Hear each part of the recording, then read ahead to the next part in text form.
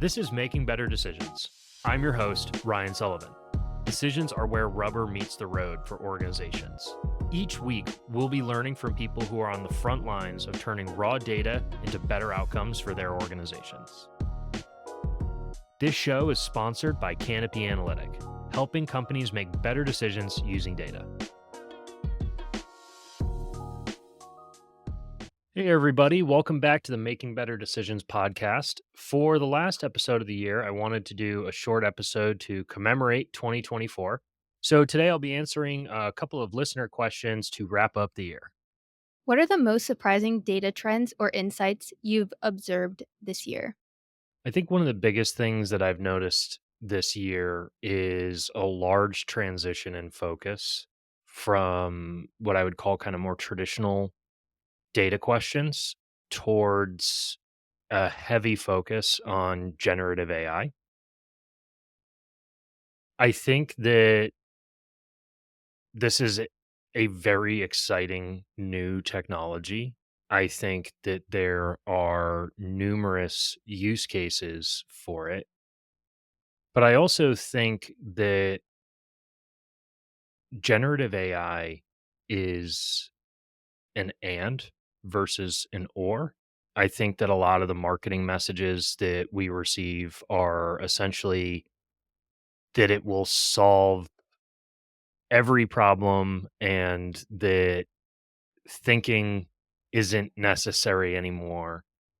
I think that a lot of decision makers are wise to this fact, but are still very focused on trying to ensure that their organizations are ready for and embracing this new technology.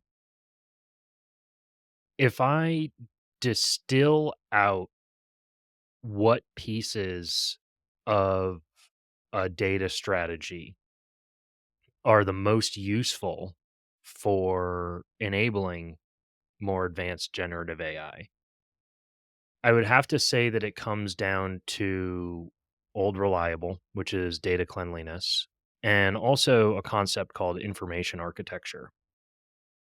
Information architecture teaches a large language model how to find the information that it needs in order to give accurate responses. I think we've all had the experience of typing something into chat GPT and getting an answer that is less than accurate or complete. So teaching it where certain documents with the proper information live, which is, retrieval augmented generation or RAG, and also having good metadata that ensures that if you are attempting to query the data that you have, you want to make sure that it goes to the right place, it gets the right stuff. So, kind of tagging which tables, which columns answer specific questions is really going to be the backbone. I would be remiss if I didn't mention or circle back to that idea of and versus or. I think that to just blindly throw lots of time, effort, and energy into generative AI is a great recipe for overspending and under delivering. I think that when we talk about generative AI or when we talk about really any data, even technology at large, all of the tools that we have at our disposal, you're probably tired of hearing this if you're a long term podcast listener. All of the tools at our disposal are just that. They're tools for helping us achieve business objectives. So, with an AI initiative, the same as any other initiative, I think we want to have a lot of clarity around what it is that the business is shooting for and how this particular tool can help us to get there in a cost effective fashion. And there are lots of tools other than generative AI that are typically materially cheaper and easier to implement. So it's really important to make sure that you have clear definition of what the business problems are that you're trying to solve, and then you're taking the quickest and most cost-effective path to solving that problem. What insights from guests this year changed how you thought about data?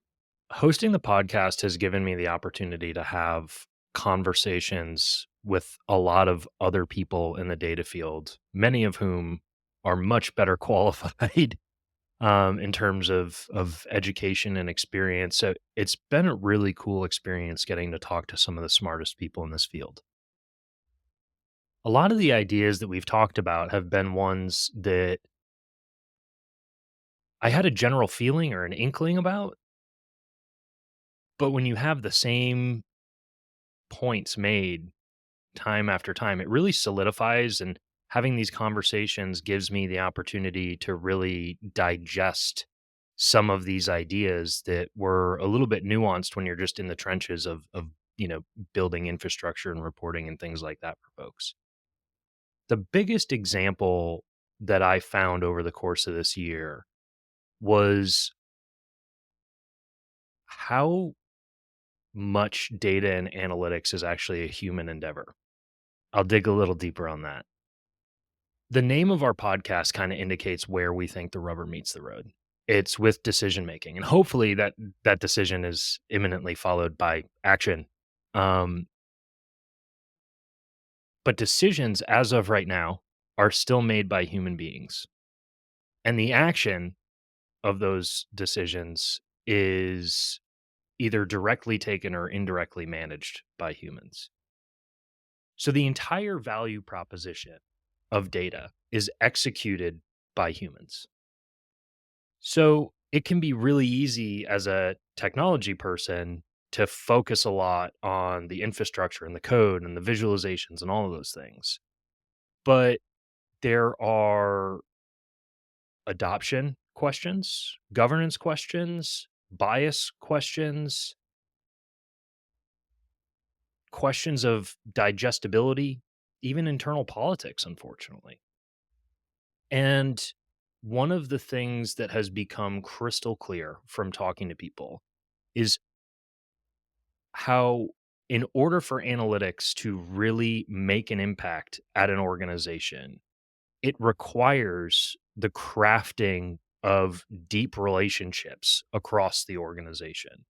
So if we have a centralized analytics function, those folks really need, I hate to be so prescriptive, but really need to craft relationships with the people that they're building infrastructure and reports for. So, number one, they ensure that they're actually building the right thing. Number two, they learn from their partners in the business the intricacies of the business problem that they're solving. And then they collaborate with those people to ensure that they can draw the proper conclusions. They understand how to read and use the reporting. And so that the actions that the organization takes are closely tied to the information that the data provide.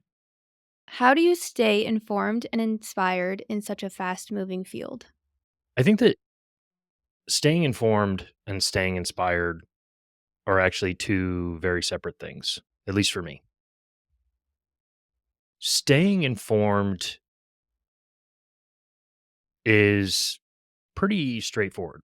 So it just involves a lot of reading, tinkering with new things, trying them out, having the opportunity, which I'm very lucky to have, to work with clients that want to try new stuff, and so we get the opportunity to build and figure that stuff out together. I'm very lucky with the client base that I have, that a lot of them are really excited by some of the new technologies that come out. We get the opportunity to build those together. But separate from that, it basically has to do with, just a lot of reading and watching videos. Thankfully, this space has grown a lot since I started in it. When I first started in this space, there were nowhere near as many people who were taking all of the releases that came out and making videos that make them very digestible, or putting up blog posts showing them playing with the newest thing and what the good things and the bad things are. So the ecosystem around this technology stack has definitely grown, and that makes it a little bit easier to digest. I will also make the point that, as any technological field grows and matures, it doesn't just keep the same boundaries. So new things that solve new problems get added on, new ways to tackle the same problems get added on. So that's to say that the field and the area of technological expertise grows and shifts over time. And as a consultant, it is very important that I do my level best to stay on top of those trends. It's also, I think, an important recognition to say that as a field grows, eventually you reach the point where no one person can be, fantastic at every single piece of the puzzle. And that's where I think having a team comes in. So I'm super lucky at my company that we have a handful of people and our skill sets are pretty wonderfully complementary. So we have people who are fantastic at, some of the new technologies that are coming out, whether, Synapse is well out of the gate, Fabric, things like that. Obviously my business is focused on the Microsoft stack. That's just where we have some skills. There are a lot of other great tools that are out there, but that's what we do. And so, we have people who are cool, great with APIs or handwriting code. We have people who are great at visualization and design to make sure that things are digestible and as, free of bias and outliers as possible. So I think that that is one of the pieces of the puzzle as well. As far as inspiration, I personally derive my inspiration in this field from my clients, which might sound a little bit hokey. Let me tell a quick story. So when I first started as a data person, I was just kind of a line level FP&A analyst at an organization. I was responsible for kind of manually pulling information in, sewing it together, cleaning it, slicing, a lot of manual steps to get to that place where I was doing analytics. I used to say that I would spend roughly like 80 to 90% of my time cleaning and preparing information. And then I got a few hours on Friday afternoon where I got to do the stuff that actually excited me, which was dig into the data, see if I could find an actual insight, see if I could move the needle for the company. When I found a newer tool set and I was able to kind of move out of that manual hacking things together in Excel, and Excel is a great tool, but I was using it fairly manually. There was this light bulb moment where I realized that there was a better way and that like the manual pain and the feeling like I wasn't getting to use my brain as much as I wanted to went away. I have had the opportunity to see that realization in other people, to see the look in their eyes when they're like, wow, I don't have to do it this way anymore. And you just watch this massive amount of pain and frustration from their work life evaporate. That's inspiring enough for me. Seeing that light bulb and seeing the actual impact of, better performance, getting to use one's brain more, getting to contribute to their organization, seeing organizations recognize that contribution and seeing some of the folks that I've worked with have their careers just explode. It's extremely inspiring, and that's what keeps me going. What has been your favorite part about starting the podcast this year? I would say that I've had two favorite parts of having the opportunity to do this podcast. One is very simply just getting to meet and talk to some of the people that we've been lucky enough to have come on. As I mentioned earlier, the folks that we've had on here have brought a massive breadth and depth of knowledge and experience and education to the table. And selfishly, it's provided me a master class in those things that are kind of outside the center of my own bullseye. It's made me a better consultant. It's given me the opportunity to connect with some of the other big thinkers in our space. And that's been extremely exciting. Anytime I get to have really cool conversations with really smart people, I feel like that, sharpens my own mind and skills and is exciting to me and hopefully is good for our clients as well. I think the second thing is a callback to something that I mentioned earlier, which is that it's provided me the opportunity to refine a lot of the ideas that I had brought in to my consulting prior to doing the podcast. For example, realizing just how important the people element is. or getting to talk to folks who are industry leaders in the generative AI field and to kind of best fit my understanding and hence my recommendations to clients. It has just been an unbelievable opportunity to get to bounce ideas off of some of the smartest people in the data world. What are the biggest barriers to adopting data driven strategies in the industry and any challenges that might come from it? When I think about adoption of data analytics, any of the stuff that we talk about here on the podcast, I like to think a little bit more generally about it. Obviously, the specifics of data and analytics have their own nuance, but I find that my thinking is the most clear when I use the analogy of something much more general and much more adopted, which is, say, something like computer or internet technology. So at this point, it would be a fairly silly statement to say that there are people who are exceptionally high functioning who, whether indirectly or directly, use neither the internet or computers. So this is a ubiquitous technology. Everybody is using it in some way, shape, or form. In fact, most people's jobs are irrevocably changed in major ways by these technologies. I like to think that data, though younger and a little less adopted,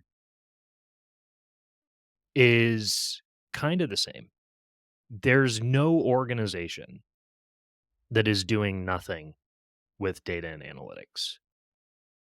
So I always try to talk to folks when they're like, how can we do better? How can we start? Is to highlight that they've already started and to think about some of the processes and the things that they're doing if they're not already aware of them. And a lot of the organizations that are at the earlier stages of adoption or analytics maturity are doing a lot of what I mentioned before, which is they are exporting things, they're doing lots of manual, repetitive actions to generate kind of pretty standard reports monthly, quarterly, annual. Um, and they have kind of ad hoc requests. Hey, we want to dig into X, Y, or Z. The thing that I would recommend at that place is figuring out what pieces of your existing data and analytics practice, whether you would call it that or know that it's that or not, is figuring out which of those pieces are manual and repetitive. To circle back to the computer and the internet analogy, computers are fantastic at doing repetitive tasks. I can tell a computer one time to do the thing that I need, and then I shouldn't, in theory, need to change or even look at that unless the process changes. So, anytime a certain set of actions is taken repeatedly, I should just take a little bit of time and it will be a little bit more time the first time, but then the second time, the third time, the nth time, the time savings are massive. I think as we start moving up the analytics maturity curve, the recommendations and the sticking points change. I think somewhere in the middle, the biggest recommendation that I would provide is trying to get all of your data in one place on a platform that has the proper technology and resource allocation to be able to handle that.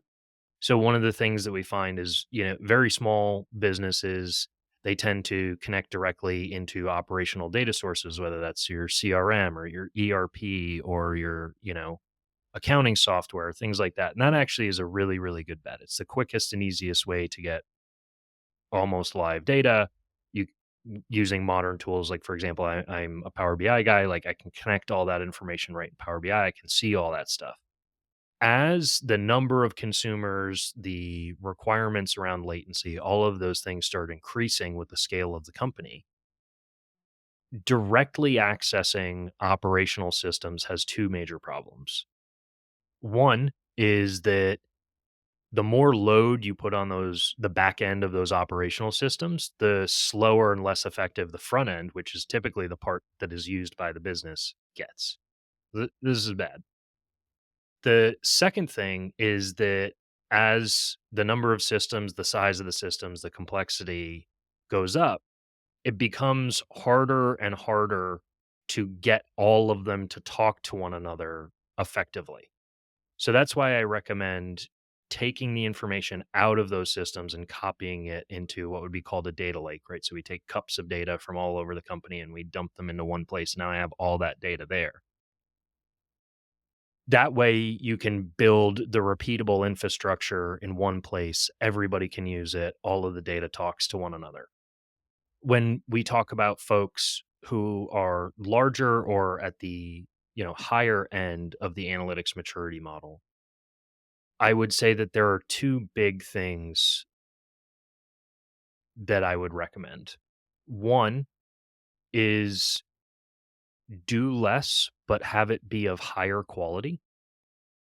And the second is to have some structure around governance that is connected to specific human beings.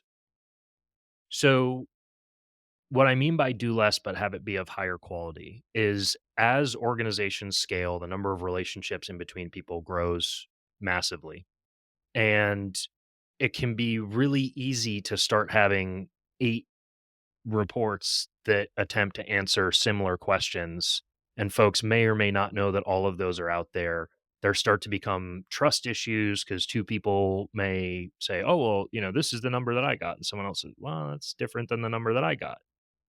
So, I personally think that it is important to try to combat that problem as much as is possible. Typically, larger and more mature organizations need to start centralizing the analytics function and broker between the different pieces of that organization to make that happen. So that brings me to the second point, which is having some plan around governance. This is typically very specific to an organization. There are some guiding theories, but it's very specific to an organization and